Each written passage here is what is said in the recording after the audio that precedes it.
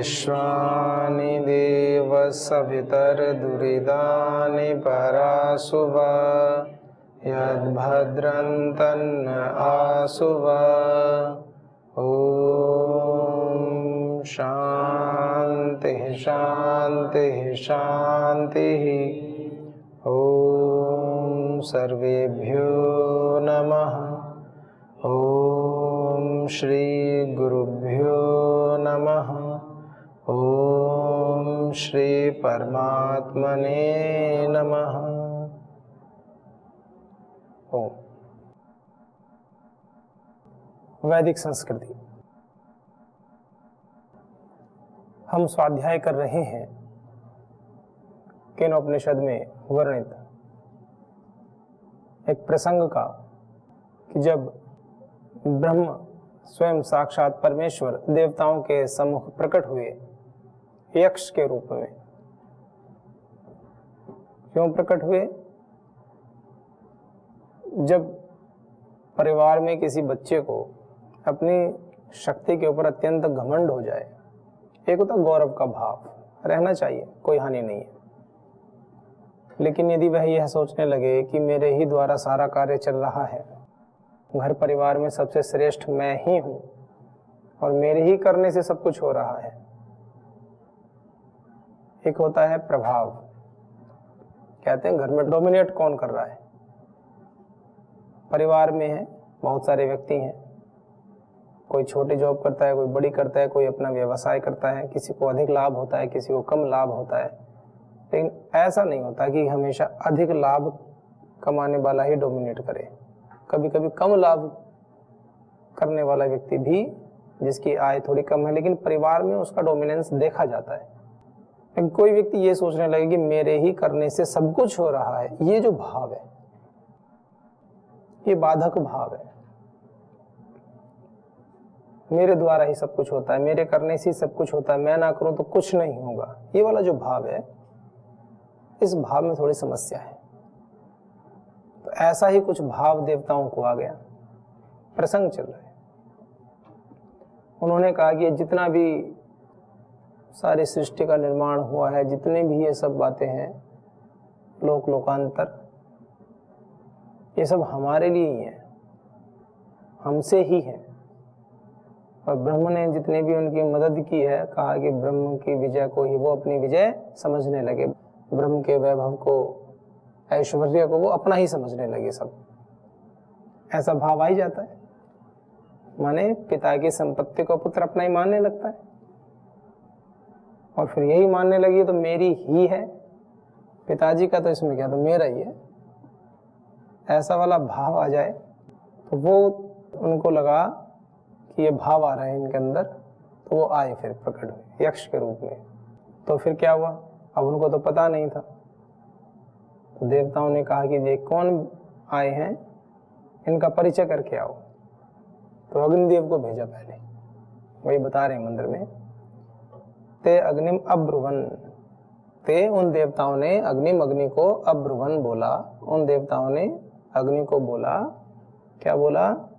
हे जात वेदा एतद विजानी ही, हे जात वेदा, हे अग्नि। अग्नि का ही एक अन्य नाम जात वेदा है। एतद विजानी ही, इसको जानो। किसको जानो? किम इदम यक्षमिति तथा इति, यक्ष कौन है, इस प्रकार से इसको जानो कि जो आए हैं हमारे सामने, यक्ष यह कौन है, वास्तव में क्या है। तो अग्निदेव जाएंगे अब उनसे मिलने। ऐसे होता है ना परिचय के लिए। जैसे सुग्रीव के पास जब भगवान श्री राम जा रहे थे, तो हनुमान जी को भेजा कि पता करके आओ कौन है, क्योंकि वह तो एक निर्वासित जीवन व्यतीत कर रहे थे, राज्य से निकाल दिया उनको। तो एक पर्वत पर कुछ जो भी उनके सैनिक आदि थे, जो भी उनके विश्वास पात्र थे, उनको लेकर के, जो धर्म के पक्ष में खड़े थे, उनको लेकर चले गए। एक बात बड़े चिंतन की है, बड़ी विचारणीय है कि समाज का एक बहुत बड़ा वर्ग धर्म और अधर्म संबंधी जो निर्णय होते हैं उससे अछूता रहता है, वो तटस्थ सा हो जाता है। ना तो वह विद्रोह करने में विश्वास रखता है, माने वो सपोर्ट भी नहीं करेगा और आपके विरुद्ध भी खड़ा नहीं होगा। ये जो कहते हैं ना कि देश में शासन करना है और हमारी संख्या इतनी होनी चाहिए, हमारी संख्या उतनी होनी चाहिए, पूरे इतिहास को देख लो आप। सभी लोग मिलकर के किसी भी काल में, सभी अच्छे लोग कभी खड़े नहीं होते एक साथ, सभी, सामूहिकता की बात कह रहा हूं, सभी की। आप कहेंगे योग को जन आंदोलन बना दिया, इतने करोड़ों करोड़ों लोगों का विश्वास है, हाँ है, मानते हैं, है, वो एक अलग पक्ष है।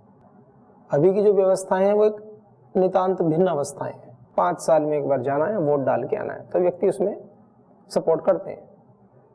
जो चिंतनशील व्यक्ति होते हैं और कोई जागरण ऐसा किया जाए जैसे परम श्रद्धेय श्री स्वामी जी महाराज ने किया, अभी भी कर रहे हैं सदैव, तो व्यक्ति जागरूक होते हैं, उनको पता चलता है, और उसके लिए अत्यंत भीषण पुरुषार्थ करना पड़ता है, तब होते हैं। फिर क्या होता है?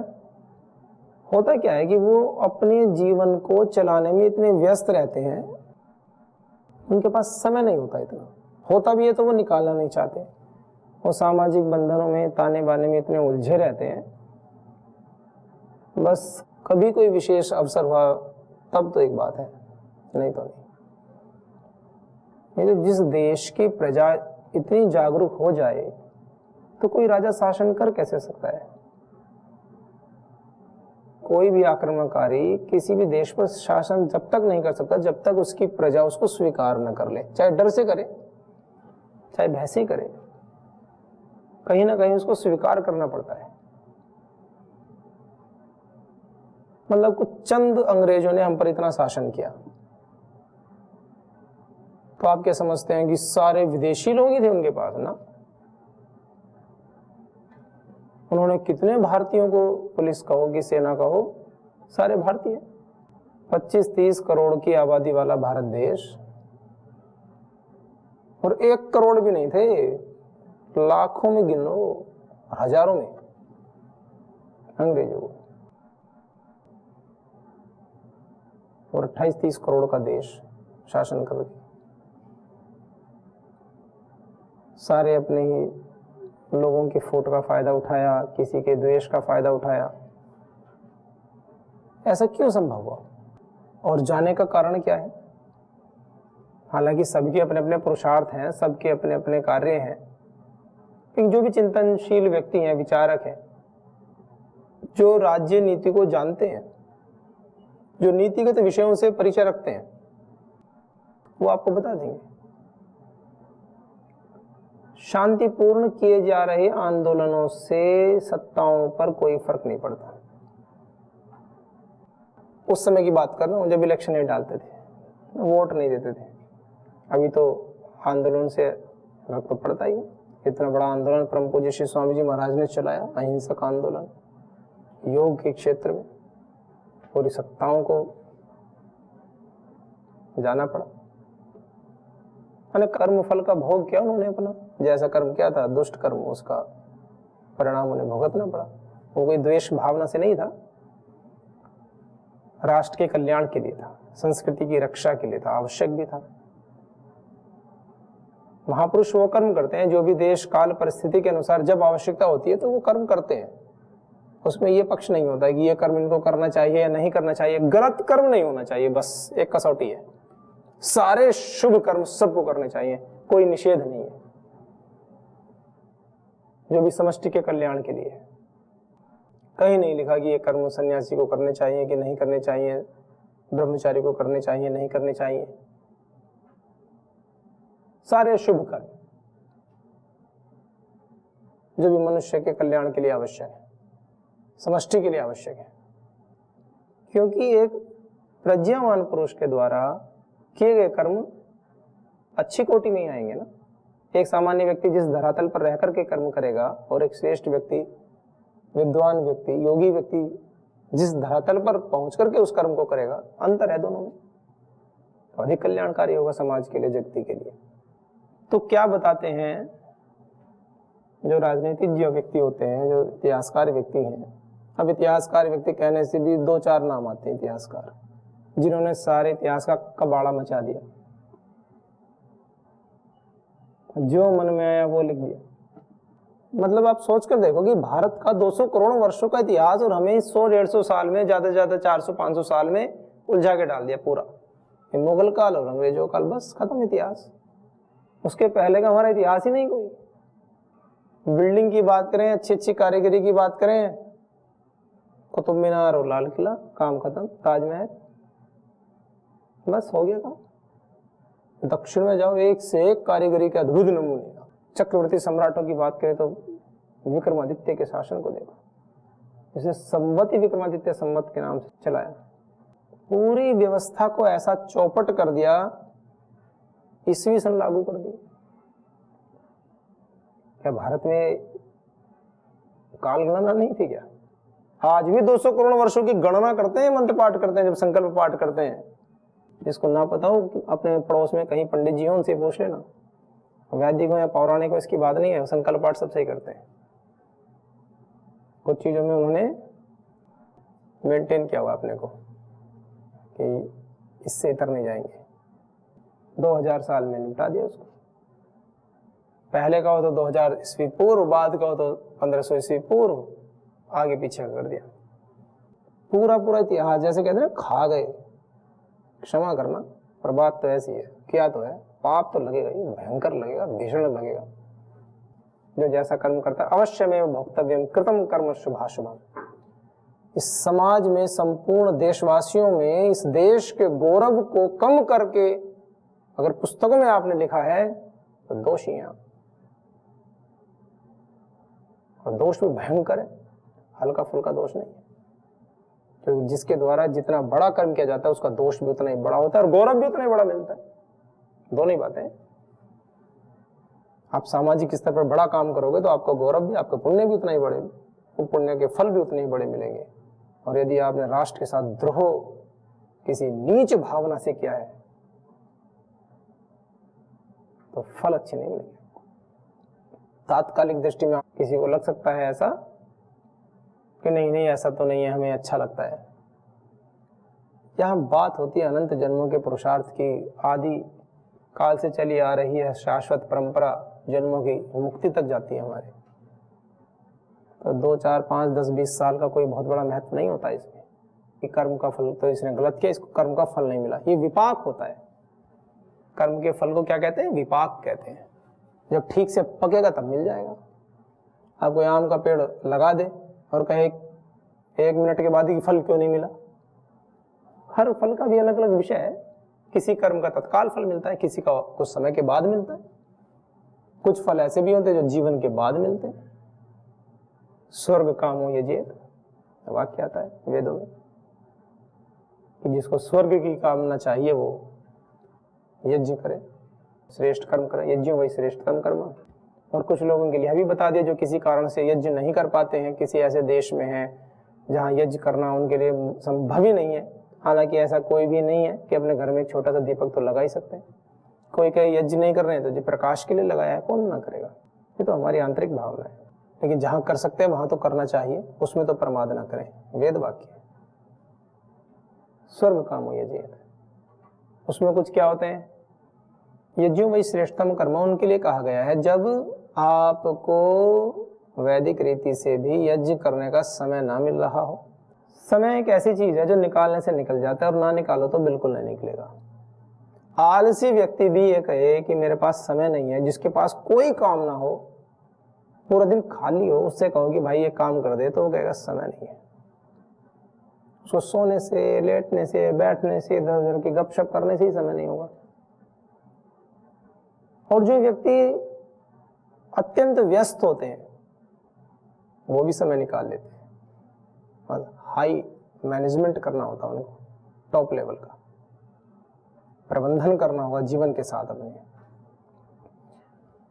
तो ये कालक्रम ऐसा चला आजादी के बाद से। तो जो भी कारण रहे हो, अब आजादी अपने आप में इतना बड़ा विषय है, एक दर्शन है ये। आजादी मिली देश को किन किन कारणों से मिली, किन परिस्थितियों में मिली। जो आजादी देना अंग्रेजों की मजबूरी बन गई थी उस आज़ादी को भी हमने सौदेबाजी करके लिया, सत्ताओं के लालच के लिए। नेताजी श्री सुभाष चंद्र बोस जी ने इस देश में ऐसा कार्य किया कि वो तो चंद लोग थे और सारी सशस्त्र सेनाओं में जितने भी सैनिक बल थे, भारतीयों की संख्या अधिक थी। तो भारतीय सैनिकों के अंदर उनके मन में देशभक्ति की भावना उत्पन्न कर दी। सैनिक टुकड़ियों ने जगह जगह विद्रोह कर दिया। नौसेना में विद्रोह हो गया, थल सेना में विद्रोह हो गया, विद्रोह उत्पन्न कर दिए। कैसे विद्रोह उत्पन्न हुए? सुभाष चंद्र बोस को सब जानते थे देश में, ऐसे प्रमाण है। आजादी से पहले कोई घर ऐसा नहीं होगा जहां सुभाष चंद्र बोस की फोटो ना हो। लेकिन दुर्भाग्य इस देश का इन 70 वर्षों में उस महान क्रांतिकारियों को ऐसा हाशिए पर रख दिया गया। युवा पीढ़ी, बच्चे, ऐसी शिक्षा बना दी गई कि वहां देशभक्तों का जिक्र ही बंद। फिर भी जो परिवार ग्रामीण क्षेत्रों से, हालांकि सभी हैं, लेकिन फिर भी जिनकी शिक्षा पद्धति अत्यंत भारतीय परंपरा से हुई है, संयुक्त परिवारों में जिनके बच्चे पले बढ़े हैं, तो उनको सहज ही अपने देश के महापुरुषों के विषय में ज्ञान प्राप्त होता ही है। यही तो संस्कृति है। विद्यालय ना भी पढ़ाएं तो हम पढ़ा देते हैं परिवार में। दूसरे देश से बैठ करके, जर्मनी से बैठ करके, जापान के माध्यम से देश में संदेश देना, वहां हमारे सैनिक जो गए थे द्वितीय विश्व युद्ध में, उनको वहां पर बंदी बना लिया गया था। उन सैनिकों के माध्यम से समझौते करके उस समय के जो सबसे बड़े शासक थे, उन लोगों से भी बातचीत करके उनको कन्विंस करना, कितनी बड़ी टेक्निकल, कितना बड़ा पॉलिटिकल माइंड उनका होगा कि उन लोगों को, एक ऐसा व्यक्ति जिसके पास देश में भी कुछ नहीं है, जो खुद देश से बाहर है, वो व्यक्ति उस दूसरे समर्थ शक्तिशाली राष्ट्र के राजाओं से बात करके उनसे सहायता ले रहा है। सोच कर देखिए आप, ऐसे कन्विंस क्या होगा, कितना बड़ा दिमाग होगा, कैसी कैसी बातें, कैसे कैसे ऑफर उन्होंने रखे होंगे आने वाले समय के, और कैसा व्यक्तित्व होगा कि व्यक्ति को प्रभावित कर दिया और अपने शर्तों पर काम करने के लिए उनको मना लिया। सारी सैन्य सहायता, सब कुछ तैयार कराया, जो कुछ लेकर नहीं गए अपने साथ में इस देश से। और वो ये भी नहीं कह सकते थे कि देश में मैं ये करा दूं आपके लिए, क्योंकि वो तो खुद जब अध्यक्ष पद पर रहे तो उस समय के जो सबसे बड़े अच्छे व्यक्ति जिनको मानते हैं, उन्होंने ही विरोध कर दिया। जो भी कारण रहे हो, अब आज वो विषय नहीं है उसमें जाने का। बात ये थी कि हम स्वीकार कब करते हैं। एक बहुत बड़ा वर्ग है जो सब चीज को स्वीकार कर लेता है। 25-30 करोड़ जनता दुखी तो है, शासन तो अपना चाहती है, लेकिन करना नहीं चाहती है। ये कहना चाहता, भगत सिंह पैदा तो हूं, अच्छा तो लगता है, पर मेरे घर में ना हो, किसी और के घर में हो जाए। अच्छे अच्छे सन्यासी, अच्छे अच्छे महापुरुष तो बने, हम ना बने, कोई और बन जाए। वो कोई और कौन है? कहां से आएगा वो कोई और? वो जो संकल्प की ज्वाला आपके भीतर जगी है, वो और कहां ढूंढोगे उसको? पहले तो ये बताओ। हम ही तो खड़ा होना होता है। हम खड़े होंगे, हमें देखकर जो खड़े होंगे वो होंगे। सब दूसरों को ही देखते रहेंगे तो आगे बढ़ेगा कौन? ऐसे ही सभी महापुरुष, ऐसे ही सभी लोग सोचते तो आगे आता कौन? ऐसे ही भगत सिंह सोचने लगते, चंद्रशेखर आजाद सोचने लगते, श्री सुभाष चंद्र बोस सोचने लगते, श्री लाल बहादुर शास्त्री सोचने लगते, कौन आता आगे? ये जो सोच डाली गई ना, ये कोई और, ये सोच बड़ी गलत है, घातक है। हम स्वयं अपनी जिम्मेवारी समझें, इस राष्ट्र में पैदा हुए। तो हुआ ये, जब उन्होंने युद्ध किया और उन्होंने सिंगापुर में किया,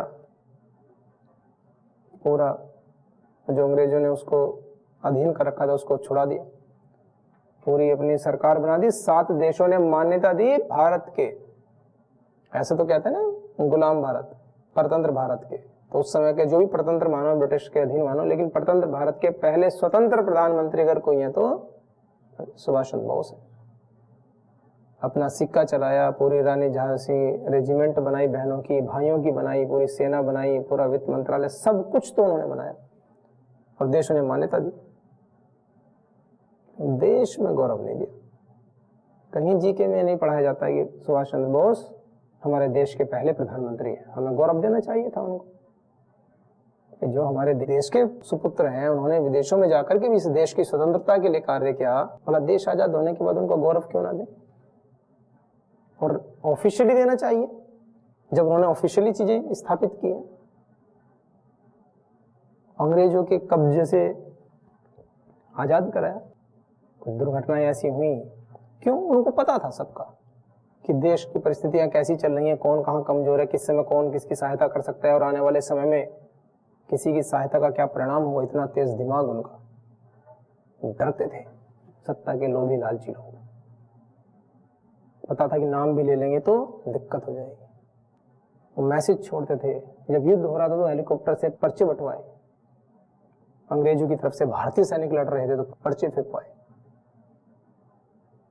और दूरवाणी के माध्यम से संदेश देते थे देशभक्ति का, राष्ट्रभक्ति का। और जो हमारे सैनिक बलिदान होते थे उनके विषय में भी बताते थे कि देखो देश हमने उसको आज़ाद करा लिया है, हमने अंग्रेजों के कब्जे से इसको भी छुड़ा लिया है, और हम आगे आ रहे हैं और देशवासियों के लिए, ऐसे उनके मनोबल को बढ़ाते थे। उससे क्या हुआ? साधारण जनता के अंदर तो जागरूकता थोड़ी आई, लेकिन जो सैनिक थे उन्होंने विद्रोह कर दिया। स्थिति ये हो गई, कहीं बड़े बड़े अधिकारी थे, उनको अपने घर से जो भारतीय सैनिक पहरा देते थे उनको हटाना पड़ा। उनको ये विश्वास नहीं रहा कि कब कौन किसको मार दे। जो अंग्रेज अफसर थे उनको विश्वास नहीं रहा कि हमारा जीवन कब तक सुरक्षित है, क्योंकि विद्रोह प्रारंभ हो गया था। नौसेना ने विद्रोह कर दिया उधर, अगर थल सेना में विद्रोह हो रहा है, जहां जहां टुकड़ियां थी, क्योंकि अंग्रेज तो दो चार थे हर जगह, अधिक संख्या तो भारतीय सैनिकों की, और वो हथियार थे उनके पास में, क्योंकि वो सेना में थे। बुरी तरह से डर चुके थे, और सैन्य बल उनके पास इतना था नहीं जो बाहर से मंगा ले, क्योंकि द्वितीय विश्व युद्ध के बाद की स्थिति और उनके पास बड़ी कमजोर हो गई थी। मतलब उनको तो जाना ही था, यही नियति थी उनकी, लेकिन उसमें भी जाते जाते सत्ता का लालच, ऐसे ऐसे कर्म करके गए लोग, दुष्ट लोग। क्षमा चाहता हूं, पर है तो कर्म तो ऐसे किए, आज तक देश भुगत रहा है। तो बात जो बता रहा हूं, बात यह है कि समाज का एक बहुत बड़ा वर्ग मुखर होकर के कभी सामने नहीं आता, वो शांत रहता है, घर परिवार में आपस में बैठ के बातचीत कर लेता है, लेकिन सारे उठ करके अपने सारे कार्यों को छोड़कर एक साथ मिलकर तुरंत सामने आ जाएं, ऐसा नहीं होता। जबकि वेद इसका संदेश देता है। वेद कहता है संगच्छध्वम संवदध्वम समवो मनानसी जानताम देवा भागम यथा पूर्वे सम जानना उपासते। ये विश्व गुरु क्यों रहा देश? जब इस देश में सत्य के लिए, धर्म के लिए सभी सब प्रकार से हर समय तैयार रहते थे। पूरी दुनिया पर शासन किया है, और शासन का मतलब किसी को गुलाम बनाकर शासन नहीं किया, सत्य धर्म की रक्षा के लिए और धर्मानुसार जीवन जीने के लिए प्रेरित किया। जो अधार्मिक व्यक्ति उनको ठीक ठीक पाठ पढ़ाया। ऐसे ही हमारे देश के जितने भी अच्छे अच्छे व्यक्ति रहे, श्री लाल बहादुर शास्त्री जी रहे, और भी सभी हैं, महात्मा गांधी जी ने भी अच्छे कर्म तो किए ही हैं, लेकिन उसमें कितने अच्छे हैं, कितने उनके डिसीजन कैसे रहे, ये तो पता लग ही रहा है ना देश को। व्यक्तिगत जीवन में जो भी तप रहा है वो तो है ही, सबको पता ही है। लेकिन बात यह है कि कोई भी बड़ा कार्य जब होता है तो सभी का सहयोग होता है, मैं ये बताना चाह रहा था। लेकिन हमारे देश में आजादी के बाद से सारे श्रेय को एक व्यक्ति के ऊपर डाल दिया गया, और लाखों लाखों लोगों ने जो प्राणों का उत्सर्ग किया है, पूरे पूरे गांव के गांव को गोलियों से भून देते थे। जो बड़ा सा पेड़ होता था वहां पर फांसी पे लटका देते थे, ताकि लोग देख के डरे, विद्रोह ना करें। कोई नाम नहीं किसी का, यही नहीं पता कितने वीरों ने बलिदान दिए होंगे। हम आज संस्कृति में रह रहे हैं, जी रहे हैं, हमें बड़ा भारी बोझिल सा लगता है कि इस जीवनचर्या को जीना। ये तो सौभाग्य है हमारा कि हम इस नव वसुंधरा पर, धरती पर पैदा हुए हैं, उसमें भारत भूमि पर पैदा हुए हैं, उसमें भी देवलोक में पैदा हुए, और इस वैदिक संस्कृति, वेदों को, व्याकरण, महाभाष्य, दर्शन, उपनिषद आदि को पढ़ रहे हैं, स्वाध्याय कर रहे हैं, और अपने जीवन को इस दिशा में आगे बढ़ा रहे हैं। हमारा नहीं, सबका भी सौभाग्य है जो सुन रहे हैं, देख पा रहे हैं, स्वयं भी अपने आसपास जो भी सद्ज्ञान है उसको ग्रहण कर रहे हैं। तो हमें अपने सौभाग्य पर गौरव होना चाहिए, आत्मस्वाभिमान होना चाहिए, क्योंकि हमें ऐसे नहीं मिला। प्राणों की आहुतियां दी हमारे शहीदों ने, सब हमको मिला है। तो आइए अपने इस धरोहर का, इस परंपरा का हम सम्मान करें और अपने जीवन में आगे बढ़ें।